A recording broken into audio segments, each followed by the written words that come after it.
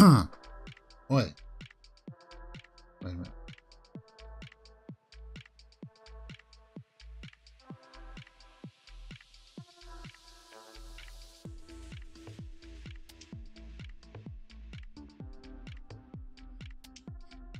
Okay. Are we rolling? Yeah, we're rolling. How's it going, everybody? Welcome to my Saturday Horror Weekly Roundup, where we're going to take a look at some of the weekly horror movie headlines, and it's going to be a little rough today. It's a little raw. I've been out of the game for a little while, so you're going to have to bear with me as I try to go through some of the headlines that I saw come out this week. The notable ones, I'm sure I'm going to miss a few here and there, but if you are joining us in the live chat, you can talk with me, or we can actually look at some of the topics if I've keyed this up properly. Danielle Harris, who was in the Halloween movies, and she's going to be in an AI movie. Okay, we'll take a look at that. All fun and games. Asa Butterfield. Okay, we'll take a look at that too. The Munsters had some new images out this week. Woken is like this Irish apocalyptic thriller that's being filmed. Okay, and Robert Englund has a couple of stories out. There's a documentary that's out with him that's just wrapped filming, and it's there's also a reteaming of him with the guy who made his Phantom of the Opera version. We'll take a look at that. Fede Alvarez came out and shared some images and an alternate ending to his version of Evil Dead that came out. Killroy Was Here, a movie that Kevin Smith made a while back that has come out, and it looks like it's going to go straight to NFT, if you know what that is. And then Titanic 666 has a trailer out for it's a Tubi original that we'll take a look at, and we'll see how good I feel. If you don't know where I've been for the last couple days, I've had to deal with an issue that has had to have me take some antibiotics, and I've been just feeling like trash. I just haven't even had the energy to get in front of the camera, let alone sit at the desk for longer periods of time. Just been mostly just lying down, taking it easy, watching the Masters, and I'm just going to try to get back into it. So we'll talk about more about that after this. Tomorrow we'll try to do the Survivor watch along, and Monday I should be back up to 70%. Oh, mercy. Okay. Now, I do apologize for the if I'm not fully giving it my all. Art Glass Vikings in live chat says, "Hey man, welcome back." Hey, good. It's good. It feels good to be back. Foz Aldrin in live chat says, "Welcome back." Hey, thanks. Okay. That being said, let's get into the horror movie news of the week, starting with Project Dorothy. Now, I like Danielle Harris. I like her work quite a bit, and she's been doing a lot of lower budget stuff, and she just wrapped this film called Project Dorothy, sci-fi thriller that's sort of got some horror vibes to it.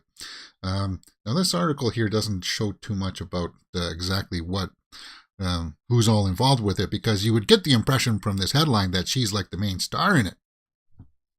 And you know what? I don't think she is. But I'll read you the synopsis, and we'll take a look. After a botched robbery, watching as two men take refuge in a remote and lifeless scientific facility, inadvertently awakening a monster within. It is a story of a cat and mouse against a hyper-sophisticated, nuanced artificial intelligence. Well, apparently Danielle Harris there is going to be playing the artificial intelligence. Once you see her face, you do recognize her. She was the younger Jamie in Halloween 4 and 5. She was in Rob Zombie's remakes, and I do like her work. And I wish that she was given more opportunities for bigger projects. But you know what? She's still working, and that's good. That's cool in my books. She's joined the cast by Tim DeZarn, who was in The Cabin in the Woods, and Adam Boudron, Night, who played the men seeking refuge after the robbery. Okay, so this article doesn't go on to say too much more. I try to find more, actually, to tell you the truth. And you can see Tim DeZarn there, Alex Flores, Like, even the IMDb, I opened that up and it was kind of like, it didn't really show me that much. So I was kind of like, well, I'm curious about this. You know, they go in, it's got that flavor of the first Resident Evil movie. You know how it had like that evil hologram image of the young girl, except it's not going to be the young girl, it's going to be Danielle Harris. You know, it's got that same kind of horror trope of the AI gone awry. And maybe we'll talk more about that towards the end of the show, about AI, because I did have some thoughts about this, and this is why I put it as my number one story.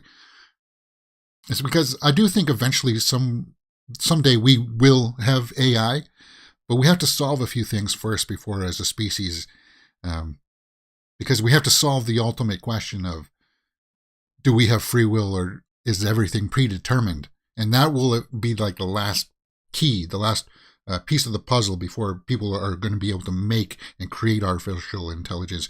Because if it's all predetermined, then why are you wasting your time trying to create something that will have the choice to do things when it's not really like that? And we can talk about that a little bit more. And it's just, you know, I've had a lot of time to think in the last couple of days. That's my one of my bread and butters too, is like the philosophy aspect of things. Okay, but anyway, I like Danielle Harris, so I'll keep my eye on that project for sure. Let's move on to this Asa Butterfield story. All fun and games. Okay, Asa Butterfield, Natalia Dyer, horror executive produced by the Russo brothers. So that's why I had to pull this one, because the Russo brothers did the Avengers movies, and well, they got some clout, but it looks like Keith David is going to be in this movie. Okay, so what's this about? Now, I did pull out a little synopsis about what this All Fun and Games is. It's apparently the story follows two kids who play a game with their sadistic older cousin and awaken a cruel entity known as the Scarrow. Okay, so it'll have like a monster in it that gets created by this game. That's going to be weird. Okay, All Fun and Games is a great summer movie for young audiences, said Cecil Gadget. A great summer movie? Horror? Thriller? Monster that comes out of a video game called The Scarrow with Keith David. I like Natalia Dyer. I was on board with Asa Butterfield when he was in the runnings for Spider-Man and such, but then his later works, like recently, he hasn't wowed me yet. He hasn't done anything to keep that train going. He had a few projects where it's kind of like, ooh, like what was that Ender's Game? It wasn't very good, and that had Harrison Ford in it. Yeah. Anyway, All Fun and Games. I'll keep my eye out on that for sure. Art Glass in the live chat says Project Dorothy. What a world! What a world! Yeah, artificial intelligence. I think that's a tired trope. They gotta twist it and make something interesting more with it. All right, the Munsters. Rob Zombie had some images, color images out this week too. Well, we've seen color images of the Hurley character from Lost. We've seen color images of this before, but we actually get to see Herman, Lily, and the Count in color images. And this was over on his Instagram page there. And there's the image right there. Let me see if I can open up this image in a new tab, and you can see them standing here. Yeah, like Sherry Moon definitely has a very distinct, like you can tell that's her. And it's not a very clear image of it. But the Herman Munster character, we get a good look at him there, of his gargantuanness. And it's interesting. I'm like, the Munsters is one of those projects where it's kind of like, well, it's by Rob Zombie. Who is it really for? It's apparently going to be PG, so it's going to be family friendly, and the most family friendly Rob Zombie movie out there. But it's got like familiar cast, like his familiar cast in it. Very curious, very curious. There was another image there too of Sherry Moon on the, I think this is one of the editors or something. And all of these images he puts out himself on his social media, on his Instagram. And he does like to share like behind the scenes project. And that's something I do respect about Rob Zombie is he likes to involve the audience, his fan base, in what he's doing. And that's cool. That's really cool in my book. Like, I have nothing against Rob Zombie himself. Say what you will about his other projects, like 3 from Hell, 31, I think was my least favorite one of his. I need to revisit Lords of Salem too. I was really harsh on Lords of Salem because I had higher expectations for it because it sounded like it was like one of his greatest passion projects that he wanted to really show us, and it didn't land for me. But the Munsters, what do you guys think about these new images? Yeah, I wonder if there's some comments here that we can take a look at from this article. Well, at least none of them have dreadlocks. Still trying to figure out who the target audience is. Yes, for this film, the Venn diagram for the original Munsters, Rob Zombie fan films, or film fans and family movie viewers are going to have a very small area of intersection. You can't see this being any more than his own passion project. I certainly can't see it being a success. Well, it's not going to be in theaters, from what I understand, right? It's going to be straight to streaming. And I think we knew that. I just can't shake the feeling that this is going to be absolutely terrible. Okay, so there you go. There's a little bit of taste of some people's reactions to it. The trailer will let us know exactly what kind of feel that they're going to give for this. Okay, what do you guys think? Let me know in the comments below. Now let's move on to this Woken. What's this? Woken. Erin Kellyman, Maxine Peake star in post-apocalyptic Irish thriller. Okay, well, I wouldn't say thriller because it sort of has to do with an apocalypse of some kind. And let's read some of the synopsis here. A post-apocalyptic scenario in which the Isle provides a safe haven from a pandemic that has decimated Earth. Okay, so it's got a very topical subject there with that P word. Anna wakes up pregnant and unable to remember who her husband is, nor does Anna recognize Helen and Peter, who are supposedly helping her get her health back. Disbelief in what she is being told leads to a horrible revelation, and Anna having to contend with her existential issues brought on by man's destruction of the planet. Ooh, that's very long-winded. We have chosen this genre because we like it. It's clear, and genre is also a very attentive and well-defined audience. Okay, so I'm not having too much luck here getting a taste for what this is. Our Glass and Light might be a nice nostalgia trip with the Munsters. Last watched it in black and white, so color could be interesting. And from what I understand it, yeah, it's going to be in color, so we'll have to wait for this trailer. So let's see if we can find more on this Woken. Variety, it said here, it has an article. Okay, so this will be the 2 leads in it. Erin Kellyman, Maxine Peake, set for Irish thriller Woken, directed by Alan Friel, where this woman wakes up pregnant on this island where it's a safe refuge from the apocalyptic world that's been destroyed by some bad word. Woken, a psychological thriller set on a remote island in the North Sea, starring, okay, well, we saw that. The pick is being directed by first-time Irish director Alan Friel, who obviously worked with Peake on his first prize, Shortcake. Or a short, not shortcake, a short named Cake. Cameras are rolling in Fanor Beach, Ireland. Anybody know where that is? Okay, so Fanor Beach. Well, yeah, I like the setting for this. Is set against a post-apocalyptic scenario where the Isle provides a safe haven. Yeah. That's an interesting premise. It's kind of like that, what was it? Not Don't Breathe. The movie where they had to be silent because there's monsters out there. And they went to an island where the monsters can't swim to, and there's like that isle that's a safe refuge. It's a bit like that. That just came out. Part 2, Chapter 2. Emily Blunt, John Krasinski. I'm not pulling it. Oh, man. Oh, man. Man, I'm rough.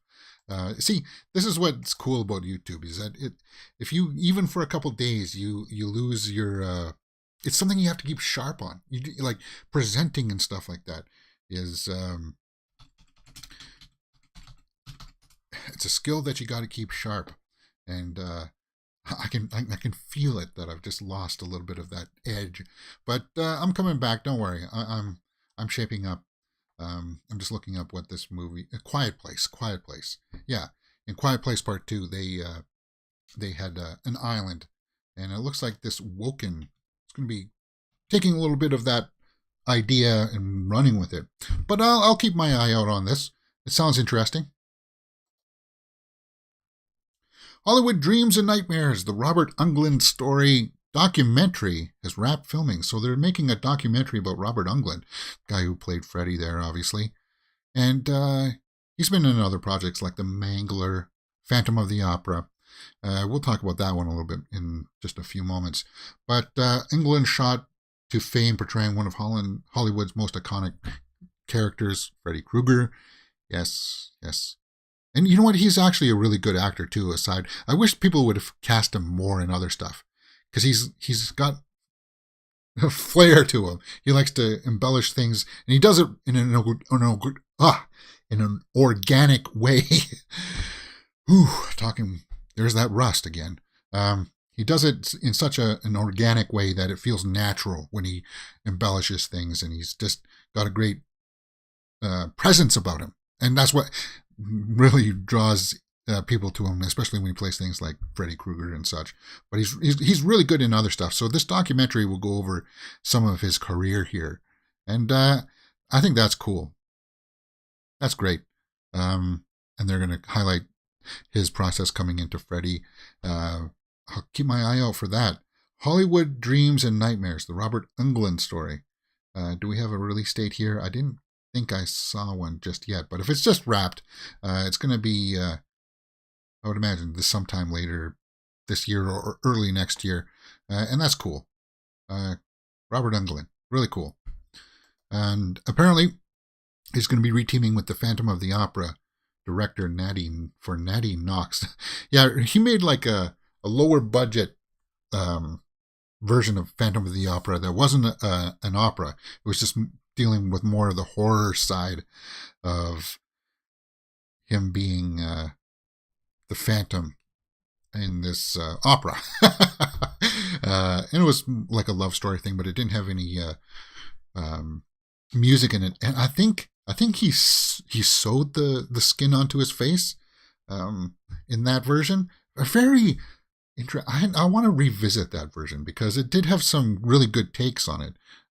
And you could tell that that's one of his other roles that I liked aside from Freddy Krueger because of his voice and the ability of his range really stood out to me.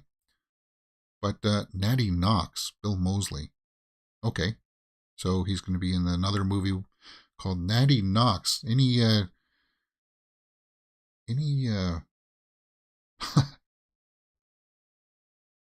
Well, doing a little digging, we also came across a recent social media post from Halloween 4's Danielle Harris, which suggests that the Harris will be reuniting with Little on the film. So Danielle Harris might be in this movie, Natty Knox as well, with Robert Englund. Cool. I didn't know that. I didn't read this article closely enough to see that Danielle Harris has now come up twice in today's stories. Fascinating. Natty Knox, Danielle Harris, on the set is my happy place. And at least this is the movie set. So when I pull these things, I usually just look at the headline and then I'll read like the little synopsis below. Obviously, I need to read the whole thing, but I just pulled this one at the last minute. Let's move on.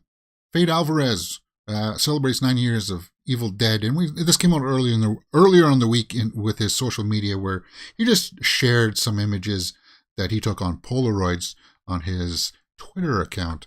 And I'm not gonna. Well, can I play that here? And it's just him throwing down different images of the cast there. And I sort of like this version. I sort of liked it. It had its good values, but apparently there was an alternate ending that he shot that wasn't allowed. Jessica Lucas was my favorite part of this film. This is where I really caught on to her, and she went on to appear in Gotham later on. But apparently she did. There's an alternate ending to My Evil Dead where Mia was taken by force, just like Bruce was at the end of the first film. Okay, well, that would have been cool. I wish they would have kept that ending.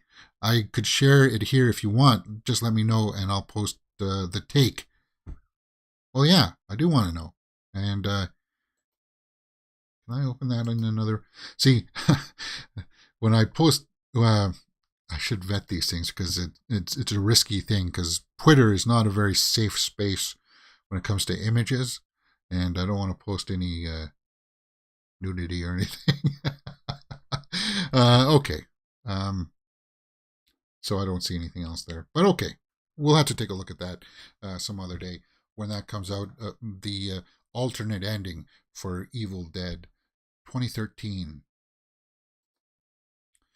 All right, let's move on to Kevin Smith.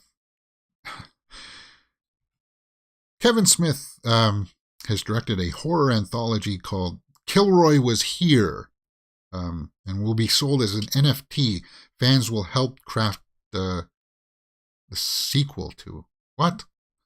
Well, I took a look at this trailer for Killroy Was Here, and when I clicked this link, the trailer came out in 2020, so it's been a couple of years that this movie has been sitting on the shelf. It's finally going to see a release date, and is it the Kevin Smith that we all think, like from Clerks and such? Yes, it is. And this trailer is rough, man. We're going to watch this trailer here too. And then we're going to close out the show by looking at another trailer for Titanic 666. But filmmaker Kevin Smith made this movie, this horror anthology about this monster called Killroy. And it's like a throwback to those really low-budget grindhouse horror films that are just slapped together. Except those looked a little bit much better than what this is. This movie looks like it suffers from the exact same thing that that Jay and Silent Bob reboot problem had. And that's that Kevin Smith has lost his touch. He's definitely lost his touch. Directed by Smith, from a script by Smith and Andy McElfresh. Killroy Was Here is a throwback anthology horror film featuring a creature that kills evil adults at the behest of victimized kids. And, okay, so I don't mean he's lost his touch in that he can compose scripts or stories. He's lost his touch in directing. He's not good at telling actors, that's a bad take. That's not very good. That's the impression that I get. And you'll see that when we watch this trailer. And I really got that impression when we watched what Jay and Silent Bob's reboot. In the first 20 minutes, like 15 minutes, was just the acting was so awful. And the problem with it, and I think the problem is that he just hired his friends, people that he knew, to be in the movie. And he can't, it feels like he had a hard time, or he didn't want to tell his friends, that's a bad take. That looks awful. Let's reshoot that. In fact, you can't do that better? I'm going to have to fire you. He's not going to say that to his friends. So, that's what I mean by he's lost his touch. That you'll see it when we take a look at this trailer, that the acting and the takes in it are just so god awful. Just, rough. It's so rough. Killroy Was Here. Kevin Smith horror anthology. Let's take a look at this trailer.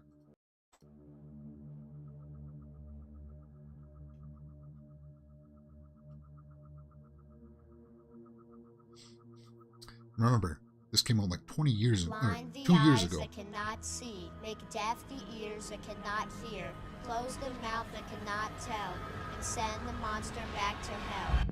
Back then, his name was Roy Huggins. When he was your age, he already had a taste for blood. Oh, that's his daughter right there, right? Holy happening? Nothing will stop Killroy if he wants to get you. Oh, God! Whoa, you almost gave me a heart attack. I'm a middle-aged man who eats like and huffs There's floor Jay. cleaner all day. So his friends are in this, obviously. This is Alicio and Ernesto.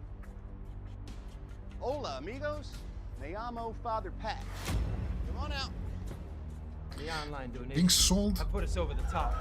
as an It's going to take NFT. a lot more money for that heart transplant. Kid killing boogeyman, that is just some superstitious.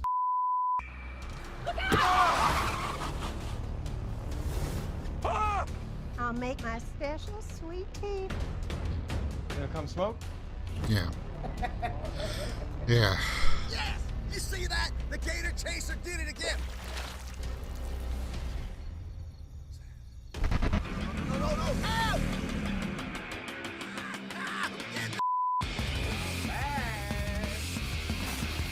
Oh, God. So they were insinuating that the priest character, that father character,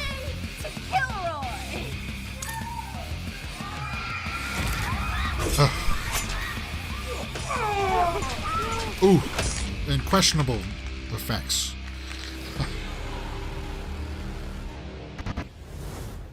Killroy was here. Better get the mob.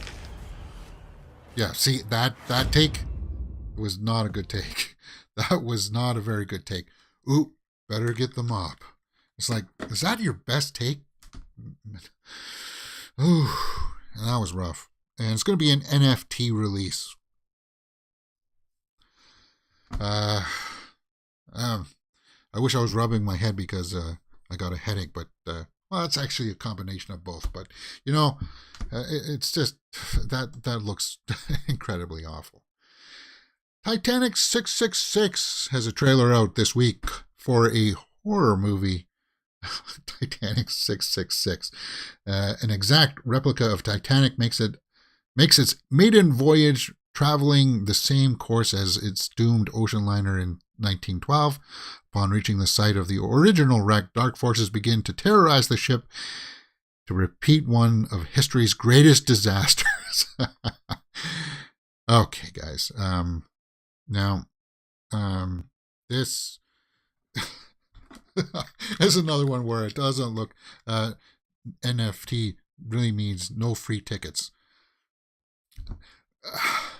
It's like, I don't know why people are like, I understand that there's money to be made in NFT stocks or whatever those things, but like to say like, hey, let's make a different type of pen and we'll call it an NFT, and people will buy it online. It's like, get out of here with that crap. Music albums as NFTs. Yeah. There's something to be said about like owning a hard copy of something, right? I like the hard copies, and I want to get back into actually buying like vinyl. I want to get back into vinyl, man. But anyway, let's watch this trailer for Titanic 666. That should pretty much round us out for the day. I'm guessing this one's going to be pretty much a laughing stock kind of thing, like shark bait was. Probably questionable I'm on the deck acting. of the Titanic when I started hearing something.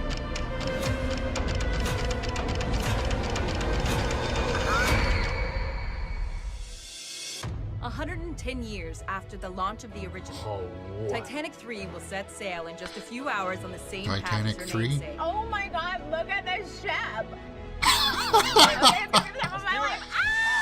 Oh my God, look at the ship. mediums, relatives, and as you know, priceless relics from the original Titanic disaster. Full throttle. Full throttle. To the best At least crew on the Atlantic. they're trying. We are in open water. They're trying. Through haunted waters. On behalf of the White Star Lines, we'd like to welcome you aboard this maiden voyage of Titanic 3. To be original. So you thought you could just steal these from their final resting place? I preserve them so their memories can live on. I bet you're gonna want to know what hidden treasures are around here. So no love story this time, I would imagine. What is she doing? I call on you, you spirits, rise!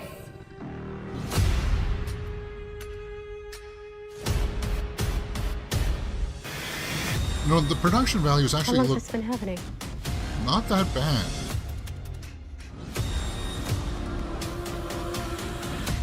You are on hallowed water and you have desecrated it.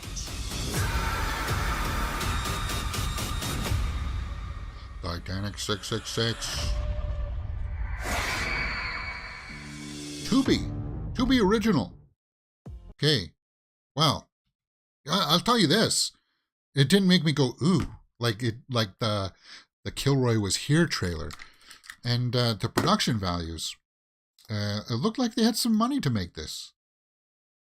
You know, the images look like they're actually fairly decent. Tubi, who would have thought that they would? Well, it's actually good that they're getting into the original market. No, that shot, the lighting doesn't look all that great, but that's just them trying to. That's just a cinematic choice. It doesn't look good. I would have changed that, but other than that opening shot where she's like, "Oh my God, look at the." Titanic 3 will set sail in just a few hours on the same path as her namesake. Oh my God, look at this ship! Yeah, that's not a very good take. Maybe it's just her accent. But even the visual effects here look like you can tell that it's CG, but it's not. I'm not going, oh, that's terrible. For a budget, Titanic 666. Who would have thought? Tubi original. When is this coming out? Doesn't say. I think we can take a look online for that. Let's close that up.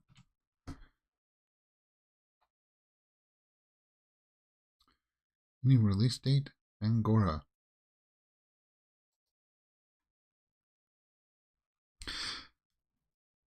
Famed disaster. Trailer. Don't need a synopsis. Need a release date. On Tubi, April 15th. So that's just around the corner. Okay. Titanic 666 was veering towards being cheesy, but I think that might actually work as a dark comedy. Yeah, exactly. Like you're not expecting it to be a masterpiece or anything, but given the limitations of what they've had, it looks like it could be just like a nice little horror movie that you throw on in the background and you say, well, I watched that. It wasn't awful. Like that trailer actually looked like I thought this would be a nice little fun video to end out making fun of it kind of thing, right? And it wasn't that. It wasn't that. Titanic 666, guys. What do you think? Let me know in the comments below. We do a movie news show live daily, 12 p.m. Eastern, Monday to Friday. And we will be back on that train this week. Monday for sure. We'll be back with the movie news. It was a kind of a slow week anyway, so it was a nice week for me to take a little bit of time off anyway. Recoup, get my strength back. As you can see through this video, definitely I was tripping over my words a little bit. I wasn't quite as sharp, but that'll come back. And tomorrow we're going to do our normal weekly Survivor watch along show, so we'll get caught up with that. So we'll on Thursday when the next episode comes out, we'll take a look at that.